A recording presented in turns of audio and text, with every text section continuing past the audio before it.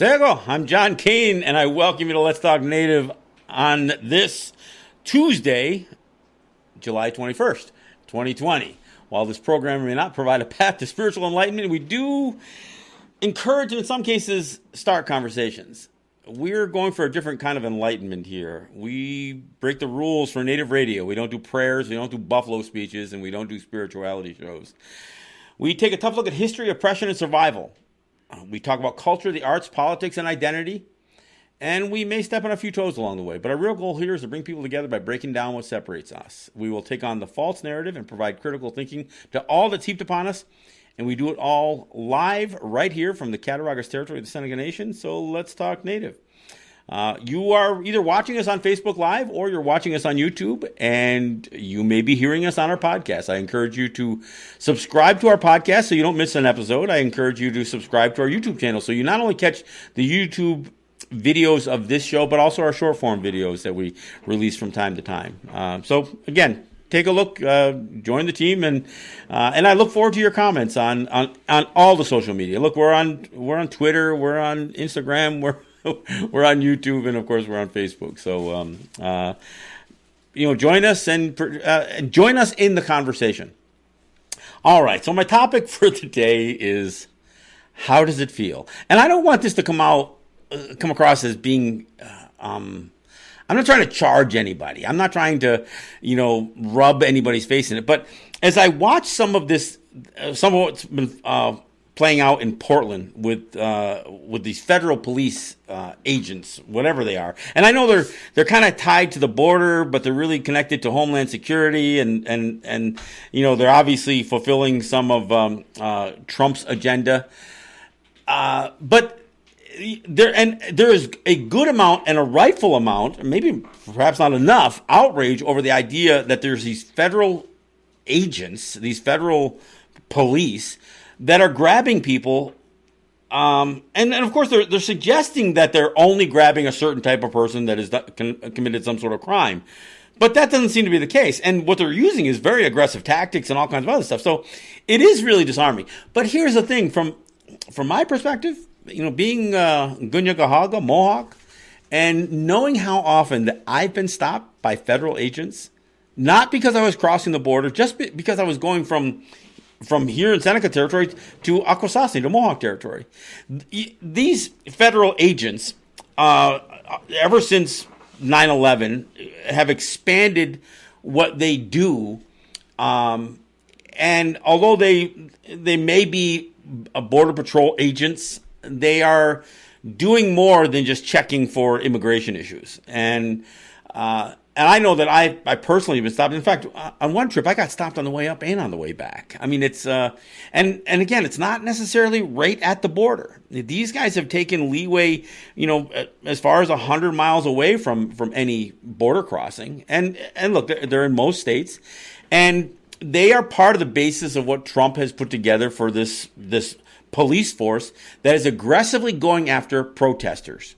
Now, of course, he's threatening to send these federal agents into Chicago and Detroit and New York. It just so happens that he's threatening to show this federal police presence in all states that have Democratic governors or legislatures.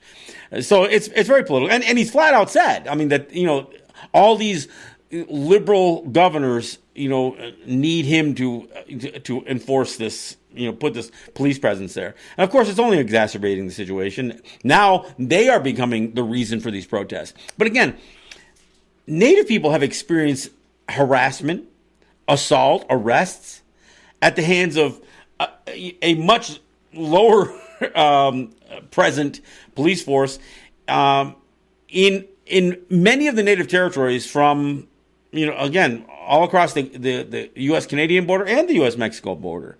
So there's a certain part of me that again, our voices haven't been heard for years.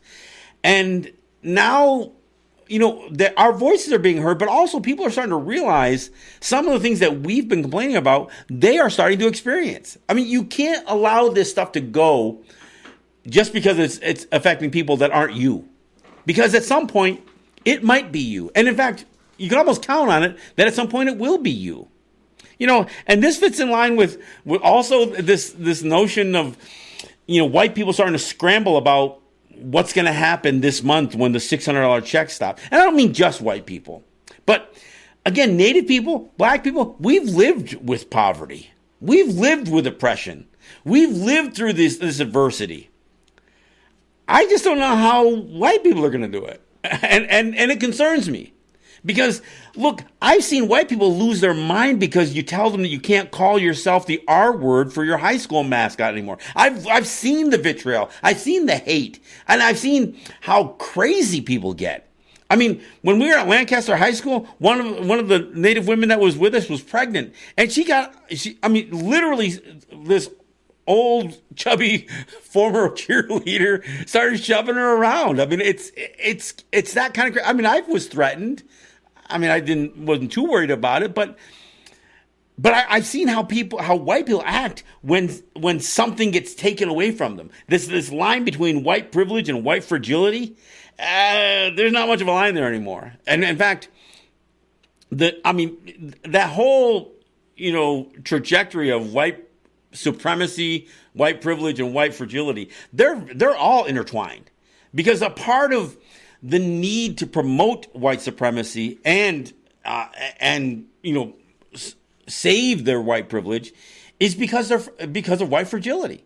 There's a fear, and some of that fear isn't being caused because of oppression; it's because of circumstance. But like I said, Native people, we've lived with the highest unemployment rates. It didn't take a pandemic to change our unemployment rates. We've already been at the bottom of the scale or the top of the scale, depending on how you want to measure it. So what's going to happen when the 53% of the population, the group that is represented by 53% of the population, starts experiencing this? Look, I know some white people have struggled. Don't get me wrong. I'm not saying that there's not a white person who's never seen struggle. I know that's the fact. And in fact, in all likelihood, those are the people who are more allied with us for the most part. But there's a whole nother group of people that are still just really packed in solid with Trump and think that Trump can do no wrong. And you know what? Those morons are being affected by Trump and some of these policies that have been longstanding that are now being turned towards them. So I ask the question, how does it feel? Because you're going to feel it. And I've talked about this on a couple of shows. It's going to get pretty bad here. And I got to tell you, my concern isn't about what the police are going to do to me. My concern isn't even so much the economic collapse. My concern is, how are crazy white people going to act when it hits them? I mean, we feel pretty secure where we're at. But, between climate change, economic collapse, political unrest, social unrest, I don't know. You take a people who regarded themselves as superior and who do represent the dominant part of American society. What happens when they start turning on each other and on us in a much bigger way, not just out of racism, but out of desperation? Look, I know it sounds, end of days, Armageddon stuff, but I don't know what's going to happen. I mean, like I said, Native people and black people, we've experienced adversity. We know how to survive it. I'm not saying we like it. I mean, don't get me wrong. We don't. We don't like the poverty. We don't like the oppression. We don't like the policies that have resulted in, diminished lifestyles or diminished life expectancy. All the things that all the lists that we top, we don't want to be the top of those lists. We know why it happened. It's all been U.S. policy. But at some point, there's so much degrading within American society that I think white people are ill-prepared for what's coming. And of course, they're going to be in denial. I mean, they are in denial. The typical Trump supporter is in a complete state of denial. They won't acknowledge any of what's going wrong. I mean, it's crazy. I listened to this whole show today on NPR about that over 50% of the American population says they won't get vaccinated for COVID-19. And, the anti-vaxxer group, and I'm not condemning them. I have some issues with vaccines, and I'll admit it. But it's never been 50% of the population. And this includes people who do trust Trump and people who don't trust Trump. This includes, people who are worried that a vaccination or a vaccine is being developed too quickly and that it's going to be unsafe. And of course, then you have almost everybody on the right who's bought into this notion that the whole COVID-19 thing was a hoax. And it's not just, look, I got some Native friends who are in that camp too. And so everybody's in jeopardy. But when it starts to really take its toll on them, I don't know what. I mean, I know what happens when a priest loses religion. I mean, I've seen what happens when the clergy bottoms out because they lose their faith. They lose their freaking minds. They become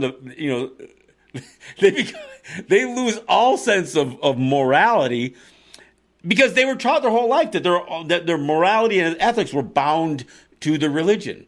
And so when the religion goes away, all that stuff goes away. So what happens when all these people who are bound to Trump as their leader, especially if he gets his ass kicked in the election in November? Look, when I ask that question, I am somewhat sympathetic. I think white people are ill prepared for what's coming.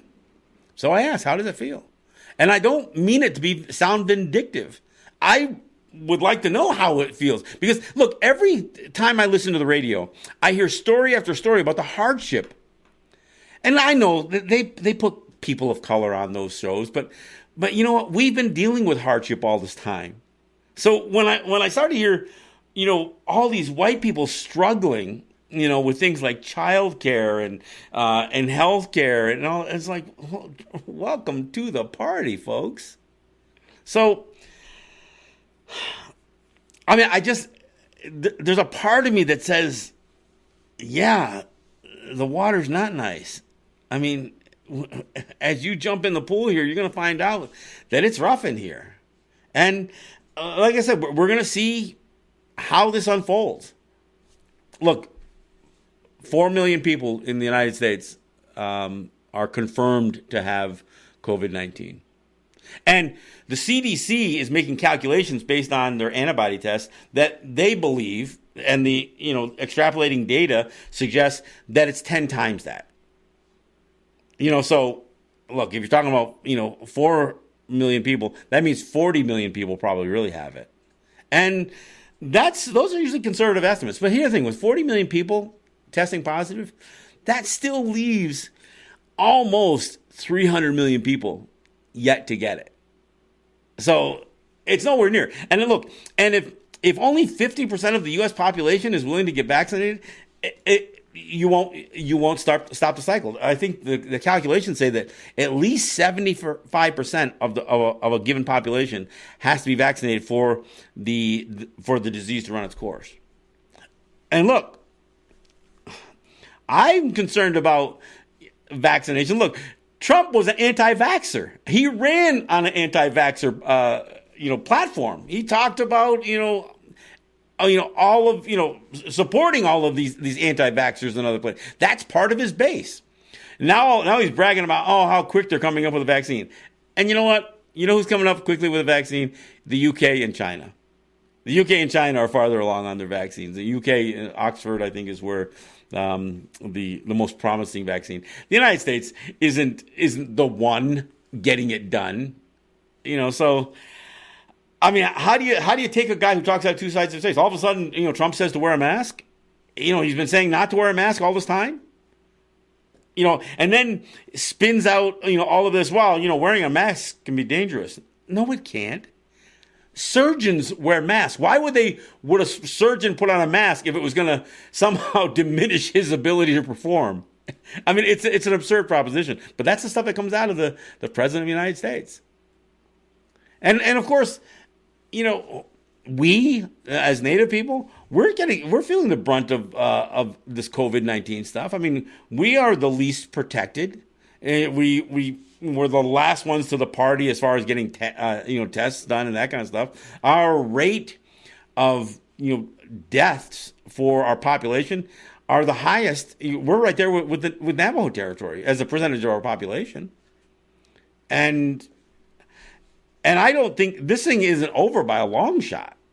I'm seeing daily death totals in some of these states like Florida and Texas, Arizona, higher than they've ever been. New York, in the U.S. they crossed over again 1,000 people, dead for the day today, and so it's getting worse. It's not getting better, and so all this and all the belief that the economy already took the hit and now it's the economy's reopening. Look, you don't have a clue. I mean, the New York State is something like $13 billion behind in their budgetary circumstances. Just right now, it could be worse by the end of the year. Every town, every municipality, every county, every state is going through this stuff. And you know what they're hoping? They're hoping the federal government is going to print some more money and send it their way. And it's never going to be enough. I mean, Governor Cuomo, I think he has the, built into their budget, he can just cut stuff without any approval from the legislature. And so he's doing it. He's cutting, and it's going to cut school funding. It's going to cut all kinds of, essential programs. So again, how are people going to deal with that? I look, we've been on the skinny with all this stuff. We know what it's like to have our budgets cut and being deprived essential services and that kind of stuff. We've experienced that. I don't know what the broad-based American public is and white people in particular are prepared for.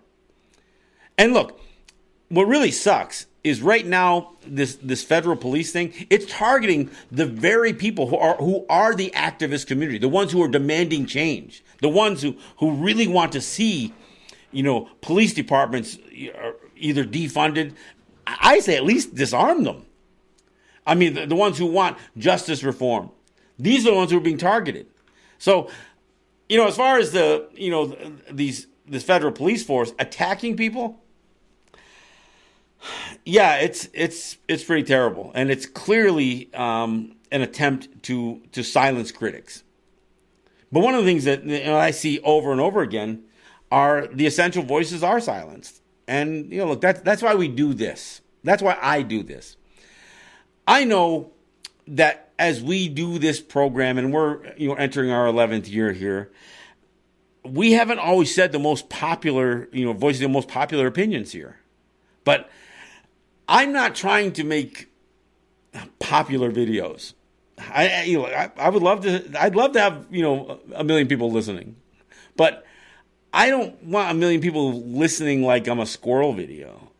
I want to engage people. I want people to engage each other. And I'm not even saying necessarily disagree. Look, I spent most of yesterday and today engaged in a battle with the folks down in the Canisteo Greenwood School District because their school nickname is the R word. And of course, right? Then there's two left, Oriskany out near Utica, and they're going through it, and of course, Canisteo Greenwood. And man, like I said, when I see the vitriol that comes out of these white people who will literally say, no, our name is about honoring Native people. Then when the Native person speaks up, they tell you to shut the F up or to, leave the country or, this conversation doesn't concern you. We're Redskins. I was, no, you're white people. No, we're Redskins. No, you're white people. And I literally, this one woman says, we've got redskin blood flowing through our veins. I said, well, you got white skin and red skin blood? I mean, the absurdity. And you know what? You can damn sure. I mean, you look at any of these profiles, and they're all Trumpers. I mean, I don't know. It's amazing to me how every issue, the mask issue, the statue issue, every issue becomes a right and left thing. Immediately, if you criticize somebody, the first thing they do is call you liberal. I don't fit in those boxes. But, these are the conversations. So I engage people. And sometimes I'll admit I get a certain amount of enjoyment out of engaging people that don't agree with me, because it's you can almost flesh out the absurdity of their position as you engage them. And they get frustrated, they say stuff, and then they try to take it back, and next thing you know, they're trying to delete their comments and that kind of stuff. But part of it isn't to change the mind of the person you're engaging. It's so people who are watching this from the sides, and people who are witnessing what's playing out, they get to see the absurd position that a bunch of white people who've appropriated a native image and a slur representing Native people, how absurd their position is. So, but I do this on all topics, and of course we always get hit with, why is it so important? Don't you have substance abuse problems? So you get some white person who's obviously engaged in this debate, taking time out of their lives to defend calling themselves a racial slur, and want to question why we have taken the time to call them out on using a racial slur. I mean, I posted something. I said, what's more racist than a village of white people using a racial slur for Native people as a mascot? When you tell them it's wrong and seeing their response. That's when the stuff really starts to fly. I mean, it's pretty incredible. But that's why I say, when I see how fragile people are over some of these social justice issues, and I get it. Everybody on the right calls everybody on the left weak snowflakes. But when you see how passionate they are, you realize how weak they are, because their passion is based on their insecurity.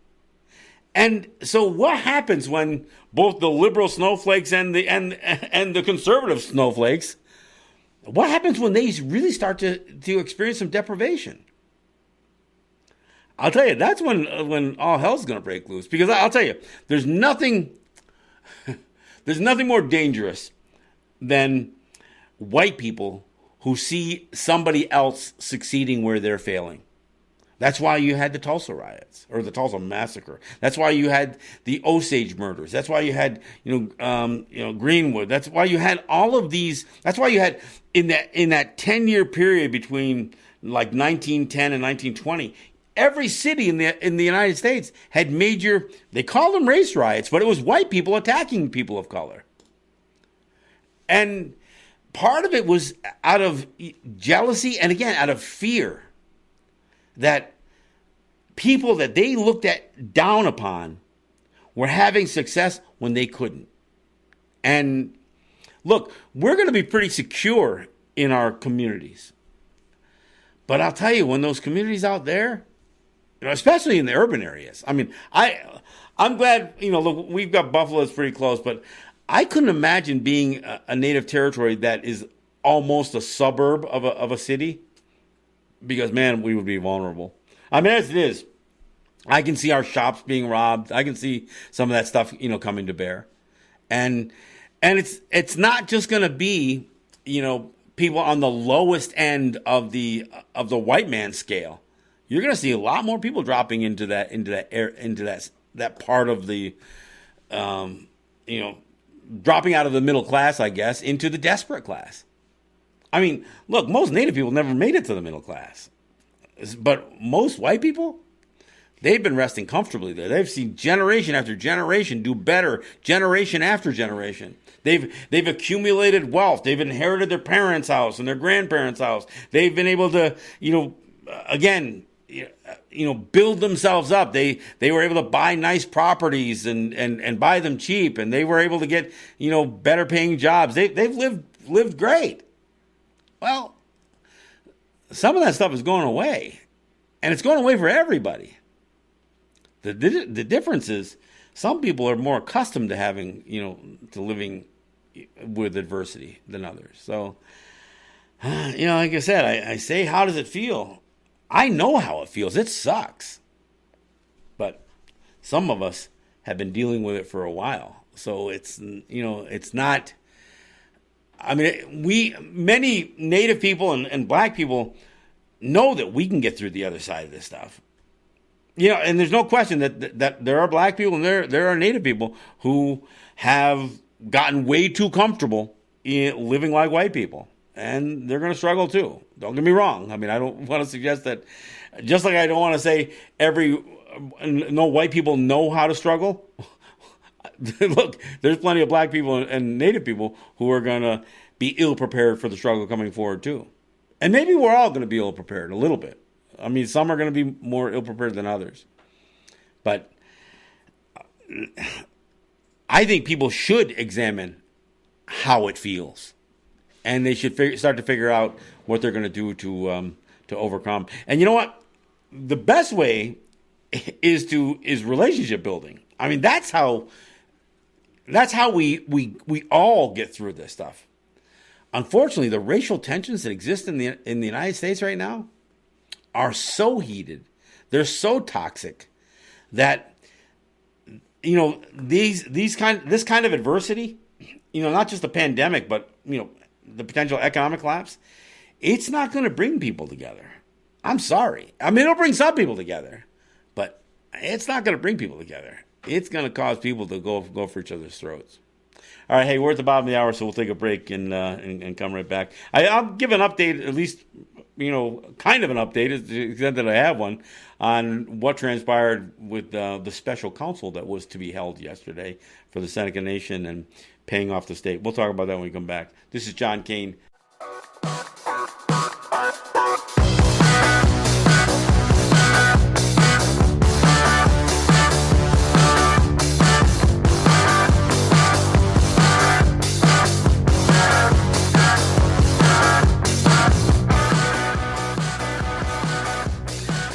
All right, thanks for coming back. This is John Kane. This is Let's Talk Native. And hey, let me get a shout out to my sponsors. I want to thank Ross and Holly John and the RJE family of businesses, Eric White and ERW Enterprises, and the folks at Grand River Enterprises as well. Look, I also want to thank, I got a couple of people who I got another MoneyGram, from Tony in the mail. Heather sent me a few bucks on PayPal. Look, all of this stuff helps because we're like, as I said over and over again, we're always trying to improve. We're looking at buying a new soundboard, and we may try to do some things to improve the product that we're delivering. So look, $20 here, $20 there. That's the stuff that accumulates so we can buy stuff. My regular sponsors, the guys who take care of what we're doing here on a weekly or a monthly basis, they help us pay the bills. But you guys who send in, a $25 check or a PayPal donation, you help us upgrade our equipment. So again, it's greatly appreciated. I thank you. And again, you can go to our PayPal. I think if you on our website, we got the PayPal link on there, don't we, Jake? Yeah. If you go to our website, which is www.letstalknative.com, you can see the little PayPal link. There's a page support the show. Go to the page support the show page, and then you'll see how to make a PayPal donation. So again, those of you who have done it, and I want to thank Liz Mariani. She's one of the ones who pressed the issue about PayPal, so I posted up the link, and lo and behold, a few checks, a few donations came in. So greatly appreciate it. Thank you. Hey, by the way, I did go over to the park, formerly known as Columbus Park, formerly the home of a Columbus statue. We went to a meeting there this evening, and it was good to see a few people gathering. One white guy walks up and tried to disrupt the whole thing, telling us they were all full of otta. That's not an Italian word, but no, it was a good gathering. It was good to see people feeling energized about the statue being moved and giving an accurate testimonial as to, shame on, the Federation of Italian Americans and, Councilman Rivera and Mayor Brown for refusing to acknowledge any of the problems that statue represented, other than their fear that us bad old Indians were going to go deface it or knock it over or throw it in the Niagara River. Hey, if that threat is what got rid of it, then so be it. We'll take credit for it. All right. So the special council did not happen yesterday. The Seneca Nation did not vote to send a $500 million check to New York and submit to paying another $500 million going forward between now and 2023. Not saying they're not going to do it. I'm just saying they didn't do it yesterday. Now, look, the show we did on Saturday got a lot of views. And while I don't think we, were the singular effect at getting people energized to call their counselors, show up at the council building, nation buildings, or anything else. There was enough of a movement underfoot already, especially by women in the community, that were raising hell. But I don't think it's a coincidence that are both on YouTube and on Facebook. We had a lot of views of the show where we talked about this subject. And look, I'll say it again: they shouldn't pay the state. They should never pay the state. And regardless of the arbitration, that went against them, and two of those arbitrators rewriting the compact, the Seneca Nation no longer has an agreement with New York State, because an agreement means that both parties have to agree, and they don't agree. They don't agree on the interpretation. They don't, and which is kind of black and white. There's nothing laid out in the compact that said payments were to continue past 14 years. So the Senecas know they don't have to pay, or they shouldn't have to pay. But I got to tell you, among the buzz that I heard from yesterday was one of the counselors was heard saying, that's New York State's money. I don't know how widespread that view is amongst the current Seneca Nation counselors. But if it's only one guy, man, you better not vote that freaking guy back in. Because look, I don't mind being an outlier on opinions, but I don't want to be an outlier on that side of the equation here. So when this one counselor, who is so bold and outspoken, and people think he's so edgy, when the edge that he's honing is for the state, I don't know. I think that's a problem. So obviously there was noise made about this special counsel, so they canceled the special counsel.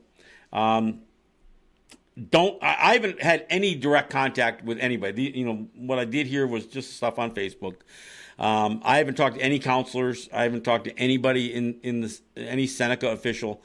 But obviously their plan to put this thing to a vote yesterday has been reconsidered. Now, I don't know, again, what that means. Are they still going to go forward? But I've said it, as I said on Saturday, there's a major election happening in the United States this November, one that can change much in the administrative function of the federal government.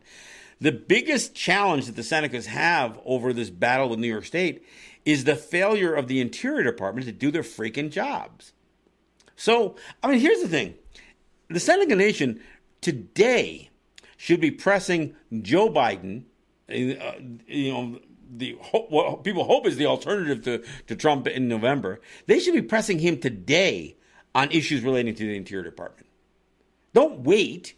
They should get a campaign promise from the presumptive Democratic nominee that he will press the Interior Department to review, because it's not even just about Seneca Nation or New York, Oklahoma, New Mexico. There are probably many states that I haven't even been following that are challenged by this idea of aggressive states extorting money out of their gaming facilities.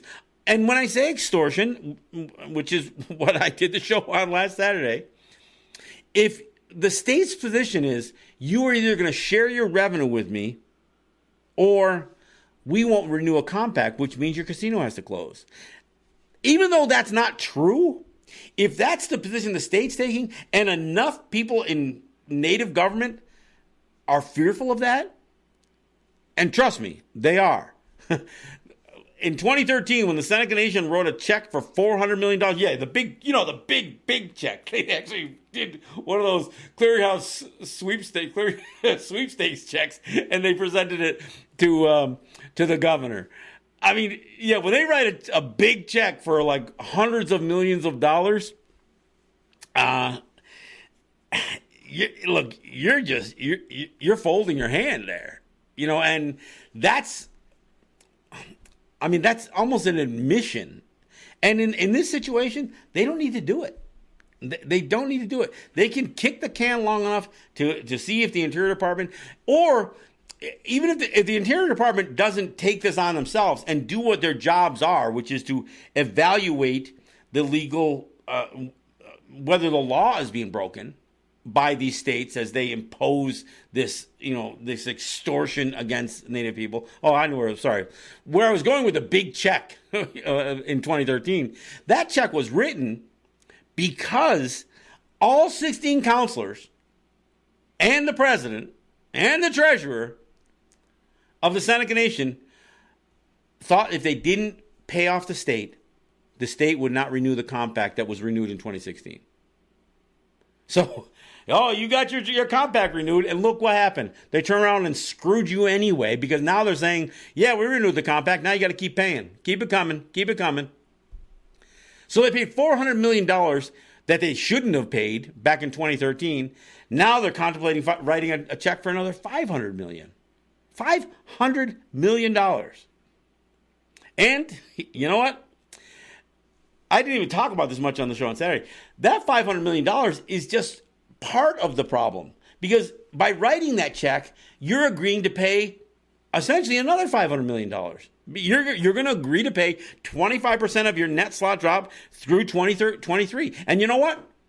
If you think you were forced into doing that for this term of the compact, every time you renew this one, they're going to use the same argument. I've even heard that some of the legal counsel representing the Seneca Nation says, you know what? We should negotiate a compact where we don't have to renew it. Wait, what did you say? You want to negotiate a perpetual compact that you'll never be able to call into question, that they can't and you can't? You want to agree to something today that circumstances down the road that you're unaware of won't allow you to readdress it? Are you freaking kidding me? Yeah, these are the lawyers who negotiated the compact that got misinterpreted. These are the lawyers who defended them in arbitration. These are the lawyers who are saying, cut the check. It's the cost of doing business. It doesn't matter that you've already lost market share to the state. It doesn't matter that the casino revenue is contracting in general. These are probably the same lawyers saying, you know what? Maybe you should buy Delago. Maybe you should buy Finger Lakes or Batavia. Maybe you should buy the state's gaming enterprises and run them as state gaming enterprises? I don't know who specifically advises the Seneca Nation on these issues. But I'll tell you, common sense isn't advising them this. But at least yesterday, enough common sense prevailed that kept the Seneca Nation from holding counsel to pressure, to pass a resolution to send a check. Now, I did hear only one counselor who was on Facebook says that he's opposed to it. I got to believe there's more than one counselor. But you know what?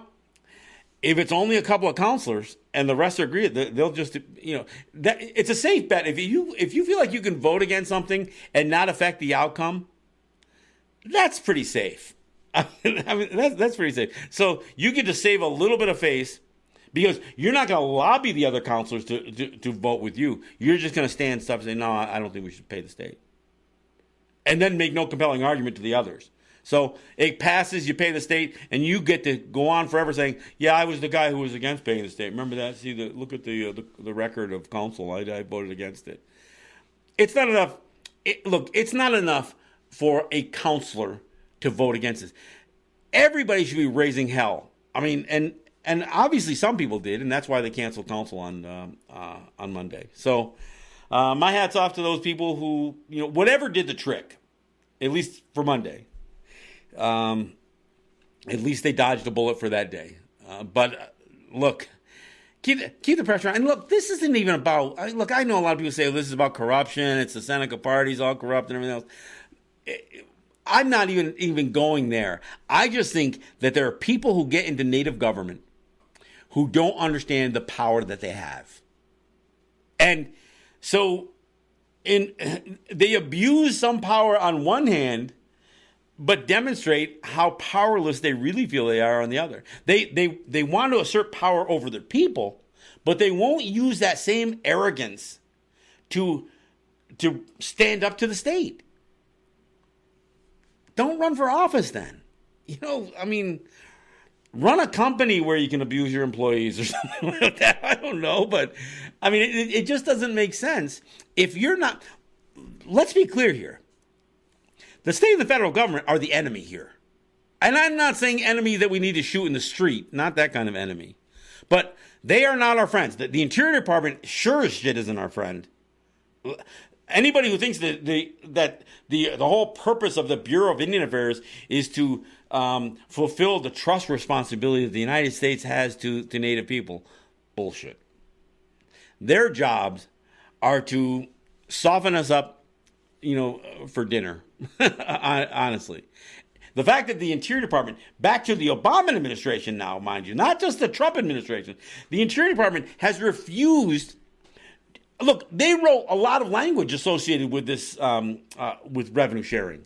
They detailed on what they considered the test for whether a revenue sharing agreement is legal or not. And it's clear that what New Mexico, New York, and Oklahoma are doing is illegal, but the Interior Department won't address it. Granted, it's this administration right now, but the last one wouldn't either. The Obama administration wouldn't address it. They wouldn't do a wholesale reevaluation of what states were doing to Native people when it comes to this revenue sharing stuff. And to be clear again, these aren't my words. This is the Interior Department who listed the criterion for a legal revenue sharing agreement is where the state offers a concession to the gaming enterprise that is substantial enough to make it worthwhile to enter into the agreement. But it has to be substantial and it has to be quantifiable. It means there has to be some way to measure what the state has given up, what the state has sacrificed, what the state is giving to the native gaming enterprise that is worth the percentage. And in the case of the Seneca Nation, 25% of the slot drop. How do you quantify that? Especially since if you're talking about exclusivity, let's be honest, there is no exclusivity. And for a variety of reasons. One, the New York State is involved in gaming. And the market is saturated from the Canadian side, from Pennsylvania, even from Ohio. But it's also saturated by the state. They've turned every convenience store into a slot parlor, albeit with their scratch-off tickets. They've turned every social gathering administration, restaurant, bar, pizza parlor, bowling alley into what they call it? Crack draw? Oh no, quick draw. That's right. Yeah, a quick draw. Their state Keno game. They have this stuff going on constantly. They didn't eliminate that. Hell, even in the city of Salamanca, which is on Seneca land, Seneca law doesn't reign supreme over what the state makes legal in the city of Salamanca. So all that gaming is happening right there. On top of that, they turn the racetracks into casinos. So, look, the state couldn't give exclusivity, and I said this in the last program. It was illegal for the state to open up casinos, and to the extent they could turn their horse tracks into casinos, they did. They didn't give anything up for $1.4 billion they got from the Seneca Nation during that 14-year period. They didn't give anything up. And in fact, they used the Senecas to build a market, to validate a market, to soften up their constituency so they could change their own state constitution so they could do Class 3 gaming. And one of their bigger casinos overlaps the market of the Seneca Nation, the Lago Casino. And of course, all of the state casinos, even before the COVID, were struggling. Rivers, casino out there in Schenectady, the Lago, the one downstate. I don't know about the World Resorts Casino, how that's done, but probably not that good. I think they had to get a modification to the compact so they could eliminate a certain number of slot machines because of what it was costing them. So they're all negotiating with the state to reduce their tax burden, to reduce not only their sales tax burden and their state tax, but the percentage they have to pay to the state. That's not even a conversation the state has entertained with any native gaming. No, we got you to 25%. We suckered you into the table, and that's where we're keeping you. Even if our compact doesn't say you have to pay us, we're telling you have to pay anyway. And we're going to get some white guys on an arbitration panel to validate that. So, again, Seneca people, keep the pressure on. You tell your counselors, you tell your president, you tell your treasurer, look, you got an election coming up too. You got a counselor who says, oh, no, that's New York State's money. Don't vote. I don't know if he's up for re-election or not. But, I mean, hold your people accountable. And you better vote for people who are willing to stand up to the state. And if you don't, then you know what? Whatever happens, happens. I mean, you get what you deserve. I say this to Americans. You got what you deserved with Donald Trump. I think the United States deserves Donald Trump as president. Trump 2020, 4 more years. But Senecas, you guys got to decide what you deserve. If you deserve better than what you got, then you better mix things up a little bit. And look, this isn't a specific condemnation of any specific counselor. Although the one who said that money's New York State's, I don't know what to say about him. But look, I'm glad that people watched Saturday's show, and if in any way we inspired people to stand up and make some noise and get the Seneca Nation to change its mind about holding that special council, then I'm glad. Look, I live in this community. I don't get annuities. I try to not to pull much of anything out of the Seneca Nation. I don't tap it. I do have water there, I guess. I can't complain. My garbage does get picked up. But look, I don't have a dog in this fight other than the support that I want to give to the Seneca people. And frankly, the support I want to give to Seneca government as well. I'm not a fan of elective style government. You guys know that. I'm more of a Gallina del Goa guy. But I don't vote in elections. I don't vote in anybody's elections. But maybe, like my buddy Matt says, maybe it's time people think about using some of our older processes to resolve conflict. There's a conflict brewing. If there are people in the Seneca Nation government that want to cut a check to New York State and the people are against it, that's a conflict. And it may be time to use... look, you can't have secret meetings and resolve it. And if you think the only way to resolve this is, well, maybe we need to have another meeting with our lawyers. No, meet with your goddamn people. That fire is a symbol of our family. But the fire is also a symbol of coming together and utilizing that fire as a calming influence so we can counsel, so we can meet, so we can share conversations, so we can resolve conflict. It's not just about three sides of the longhouse. It isn't just about that. It's about more. It's about more of our culture than just title holders, or elected counselors. It's about who we are as a people, and the choices that we make to resolve conflict. This is a conflict, and look, I hate the idea that any native territory is this dependent on gaming. But at this day, today, that's what the circumstance is. So, and the idea of losing this fight to New York State has ramifications that go beyond gaming. Like I said, there's troubled times coming ahead, folks. We better figure out how we're going to deal with the racism that finds itself not only in the White House but in the governor's mansion. The racism that we see with every look here in Western New York, you can find Confederate flags flying all over the place, and plenty of Trump flags too. New York State, is a blue state, so there's not a whole lot of fear that Trump's going to win New York State, but the tensions, again, that conflict that exists seems to be irreconcilable. in years past, look, I've got a lot of people who I don't agree with politically or philosophically on certain things, but it's become more and more contentious. And it's harder. It's harder to have a good conversation about these things.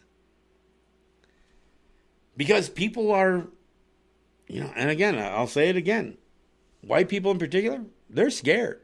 They're scared that they're going to drop from being the majority of the U.S. population. They're worried when they drop, that somehow dropping below 50%. Look, there have been plenty of countries in the world that are the result of colonialism that have had a white minority rule with an iron fist. And I'm not just talking about South Africa. You can go any place.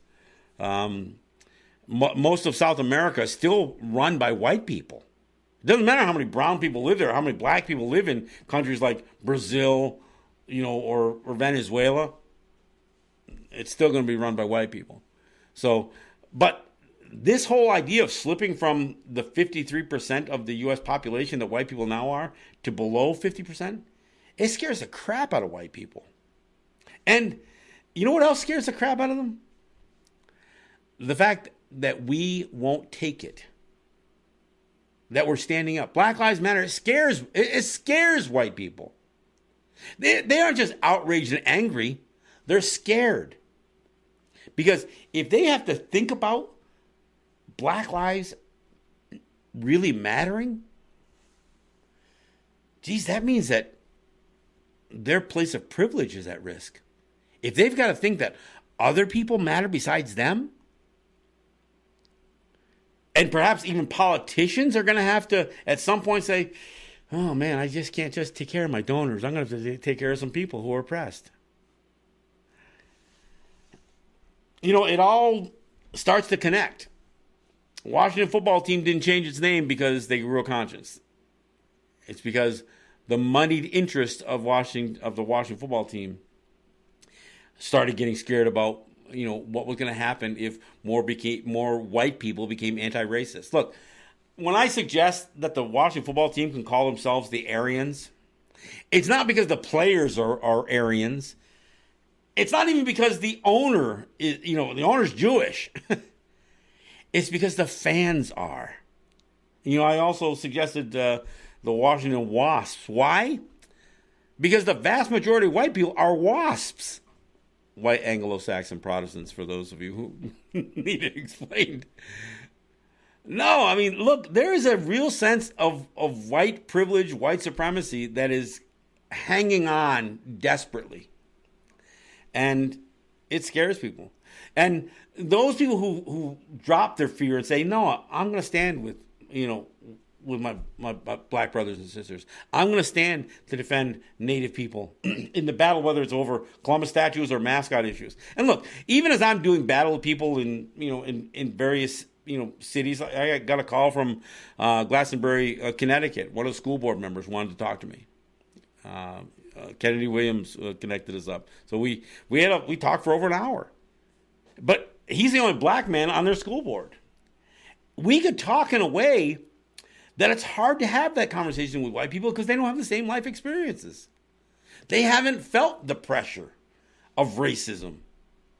They think racism is something so easily defined that they even believe they can be victims of racism. When I hear a white person say, oh, you trying to take away my Redskin mascot, that's racist. It just gives you an idea how freaking ignorant some of these people are. And look, ignorance is not a bad thing if it's an ignorance that can be corrected with education or enlightenment. But if it's willful ignorance, if it's an ignorance, look, I talk about cognitive dissonance. There are a lot of white people struggling with cognitive dissonance because they have to embrace something that they know is wrong. But it's been such a core part of who they are as white people. That's why people want to fly the Confederate flag. They know it's wrong. They know that it represents slavery and the pro-slavery states. But it's a part of it. They feel so committed and locked in. So we're going to keep, but I'll tell you, we're going to keep pulling people out of that group. Now, maybe not the most vocal. Look, there are some people you're never going to change. But there are some people on the fringe. And I see it. And especially, in these debates with these schools, when we went to Lancaster High School, out of those 7 board members, I think 2 were opposed, 3 were fully supportive of keeping the name, and 4 were a little bit on the fence. But we didn't just pull those 4 on the fence over. The 2 that were saying, no, we should keep the name, they changed. They started seeing it. And it wasn't just because of our work. But, look, I am hopeful. And there's a difference between being hopeful and optimistic. Hopeful means I'm going to keep working. Optimistic means, I'm not an optimist. Because I think I'm going to have to keep working forever before change happens. But I'll remain hopeful. And maybe someday I'll become optimistic as well. For now, I'm still expecting the worst. But we're still going to push through. Hey, I want to thank you for listening. And I'll keep you posted on whatever I learn with the Seneca Nation, paying off the state and that kind of stuff. And look, for those of you that I'm asking how it feels, come talk to us. We'll tell you how we felt about it, too. This is John Kane. This is Let's Talk Native. Yahweh.